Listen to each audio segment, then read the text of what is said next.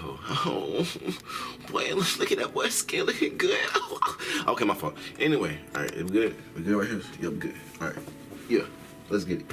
What's good, Kikabruh fam? What's happening, boy? Hey, man, listen, bro. Okay, let me talk to y'all real quick. I got something to say. What was I about to say? I already done forgot. Oh, yeah, I remember. Listen, bro. Listen, bro. I'll tell you how it is, bro. You probably see the title. It's not easy. I know. It's not easy. Retaining your seed and keeping your streak alive, bro. It's not easy. I fucking know. First-hand experience. I'm not gonna cap to y'all. I started my semen retention journey after I had got evicted. This was about like a month and a half, 2 months ago. And what I did was I started going on I made a commitment to myself, and I started going on NoFap and semen retention all at once. And during that period, like the first week, nigga, what? You want to talk about demons attacking you through the nighttime? Hey, yo, it's real, bro. It's real, bro. I'm telling you, you get this massive fire burn, like that shit is ignited inside of you. This massive fire that you have that's just burning for desire to pleasure the human flesh. I know. It is very hard to control. It is very hard to direct that energy. See, I see a lot of channels, they talk about, see, I'm all about perspective. I look at things from different type of angles, and I try to close in on, like, how does it make a person feel? So I understand, like, I see a lot of channels and they talking about how you have to maintain your seed, how you need to go in semen retention. They tell you that they give you tips and ways that you can. Of course, one of the ways that you probably heard a lot is exercise. If you ever feel the urge, go exercise. But then I think about, okay, what about the people that don't have the energy to exercise though? I'm trying to look at both perspectives on how, because I'm a little bit of everybody. We have these moments to where you get these moments where you don't want to relax, and you also, in that same mindset, do not want to get up to do anything about it. I know, bro. It's hard to make this mental loop. It's hard. It's hard to break that loop that you have going on. This cycle that kind of repeats over and over and over again. Because it got a hold on you. It got a hold on you. Accept it. It got a hold on you. Now, during that time period to where I was going to the gym heavy, and really, like, I was in the gym every day, bro. 24, like, that really, personally, that helped me ease my comfort and, like, really just suppress it. I don't focus on it. There's no energy directed towards it. I'm not on my phone a lot. I'm not seeing anything that triggers me to want to do it. So, I'm in the gym every day. I'm playing basketball. I'm with the same boys, going out every single day for at least a month. I was on semen retention. And it wasn't until I ended up moving back with my girl to where that streak broke. And I'm not gonna lie to y'all, when it first happened, like, I'm giving you first-hand experience. Because I was like, really, my confidence was starting to boost up. I was starting to be more talkative. My anxiety was lowering. Depression was fading away. And then as soon as I relapsed, I get sick, throat start hurting. I got fucking pink eye. Fucking pink eye, bro. Never in my life have I ever had pink eye. I might have had it one time when I was in like the 3rd grade, but never again, bro. So it makes me think about, like, because I'm the type of person that say, like, I don't get sick and I don't get tired. Like, I constantly tell myself that because I know that words are powerful. And I know, me saying I don't get tired is kind of like shaky. But me saying I don't get sick, you feel me? My words are powerful. If I'm telling myself this constantly, I'm constantly training my mind to really adapt with that mindset. That I don't get sick, I don't get tired. And me saying I don't get tired was really referring to me like my work ethic. I'm trying to really balance my work ethic with my sleep habits and all this other stuff. But we're not getting that. Right now though, I don't get sick. That was my motto. I don't get sick. I said I get sick maybe one time a year. And it's around the same time every time everybody gets sick, and that's winter time. It's summer, bro. It's June, bro. Like, why am I sick, bro? Why is my nose? How can I breathe, bro? Like, come on, bro. So understand, like, I pay attention to my body when things happen. So if I'm like, after I did relapse off my streak, and it wasn't, all right, let me run it back real quick. Let me run it back. It wasn't like I came up here and like instantly relapsed. It was not like that. For a moment, for about a solid week and a half, I did have enough mental strength to not release while I was pertaining in activity. You know what I'm talking about? I did have the energy to not really, like the mental capacity to not release. Like I was good. Like it didn't faze me. Like I could actually control my body. Like the way where I was, I could control my body to not release and still get what I'm saying. But you feel me? But it ended up coming to a point to where that feeling is repetitive, and you ended up falling. You ended up falling, and then you end up releasing, and then you lose all of your energy, lose all of your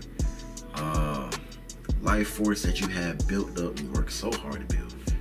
And you lose really a piece of your health, honestly. You know, I be searching up stuff. I know how the world works and how the world puts viewpoints on things, and they make things sound like they're so good for you. Like, you might go on Google, you can type up is fapping good for you, and Google will tell you it's a perfectly healthy thing. You should do it. You should do it at least once or twice a day. They're going to tell you that. Google it. They're going to tell you it's healthy, it's good for the prostate, it's good for all that. They're going to tell you that it's good for your overall health. And in reality, we know, bro. We know that's some bullshit. Like, come on, bro. We know firsthand, bro, because to the people that do believe that just wasting your seed is a perfectly normal thing, that you should do it because society has made it normal. You hear the rap songs, you see it on TV, you see it everywhere in movies. It's normal. You should do it, right? That's your belief. Because there's a lot of people that believe that it's perfectly healthy to do that because that's what society has made it sound. In reality, they don't teach you that your life force is really what gives you the energy, the vitality that you need, the mental capacity. They don't teach you that your life force is what really, where your purest energy comes from, and it drives you to do better and want better for yourself. Why do you think there's so many people that have no motivation, that have little to none inspiration to chase what they desire, what they truly desire? Why do you think a lot of people are really wasting their life right now? Because they were so busy wasting their seed behind a woman, or just in general on the websites, bro. Like, bro, I know, because I'm kind of speaking from like a mid point of view. I'm not above nobody, bro. I'm speaking from experience. I'm speaking from what I'm personally going through and what I'm seeing. I'm watching. I'm just an observer. I'm looking and I'm just giving you information that I'm seeing. I'm seeing what happens to people when they constantly waste their energy. I'm seeing what happens to me when I constantly just waste my life force. And it really can pay a toll on your body.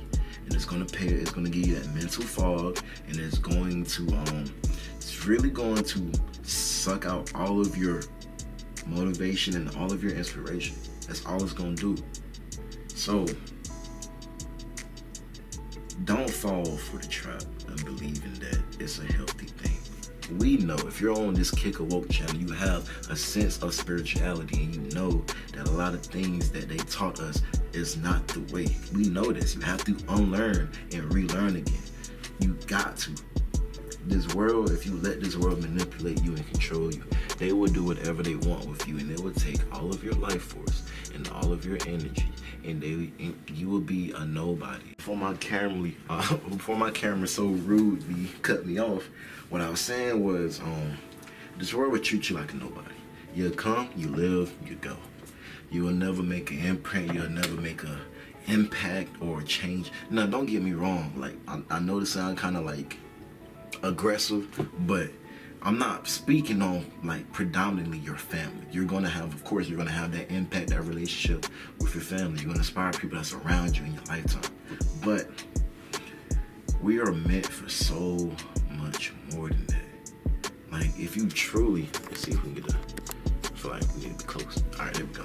If you truly understood like the potential that we all have, and understand that we all have a gift inside of us, and we're literally robbing the world of our gift because we don't choose to go chase it or really pursue what we're really talented at or what we're good at. So it's so much wasted potential that goes on, even in myself. Like when I'm not speaking, like I'm not attacking nobody. I'm talking from experience also. It's a lot of wasted potential that goes on constantly that we just choose to not really tap into. So yeah, this world will, you know what I'm saying, will manipulate you, take your life. And a lot of people, sadly, don't let it. That's just how it is, though. Not everybody is meant to come on earth to wake up and make a change for the better of themselves and other lives around them. Not people have that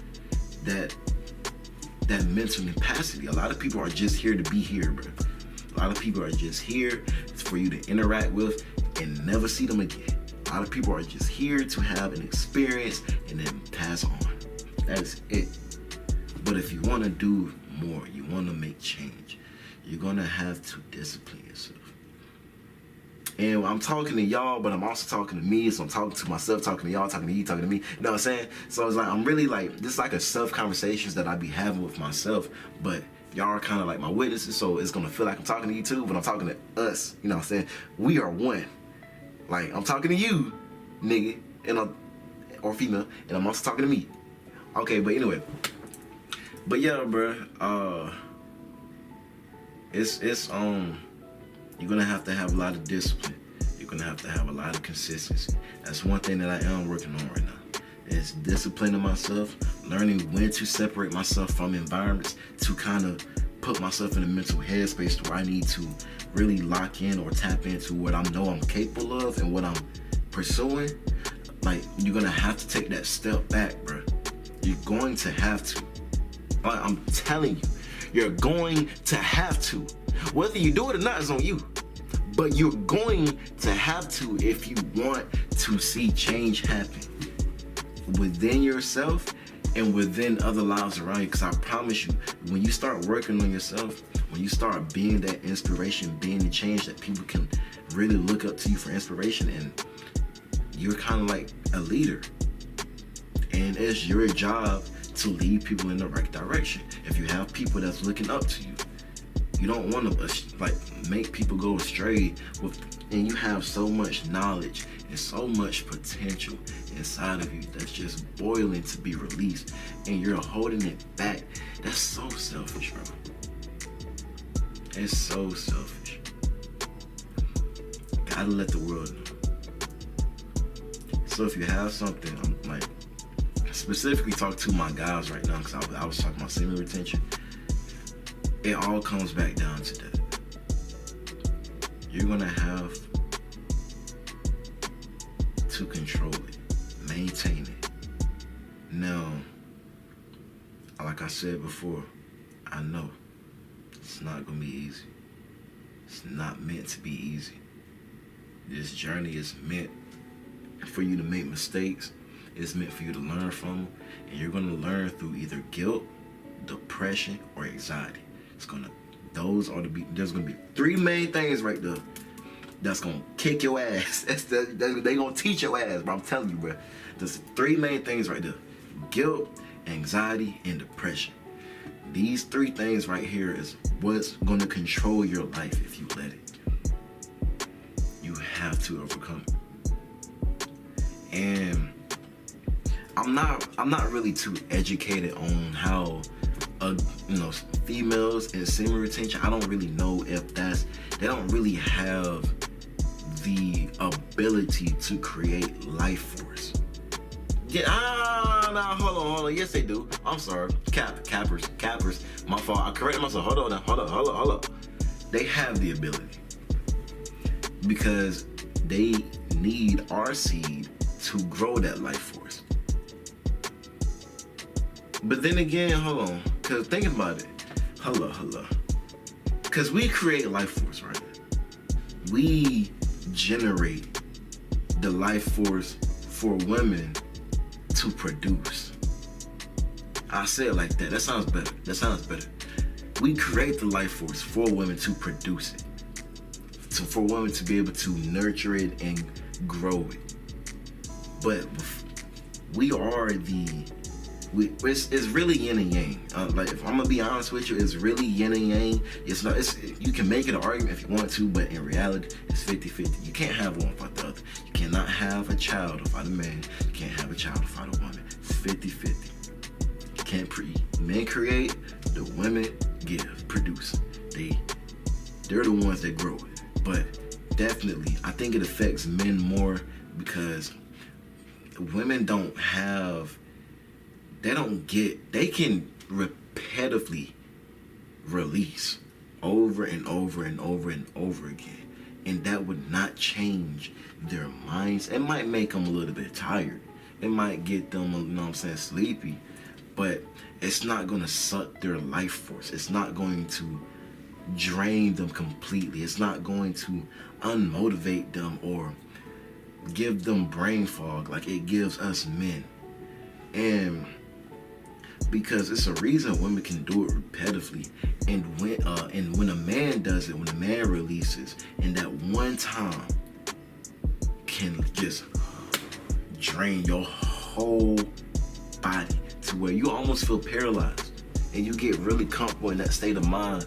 And of course, guilt's gonna come afterwards. You're gonna have a little bit of shame if you're not doing it with the right person, because soul ties are real.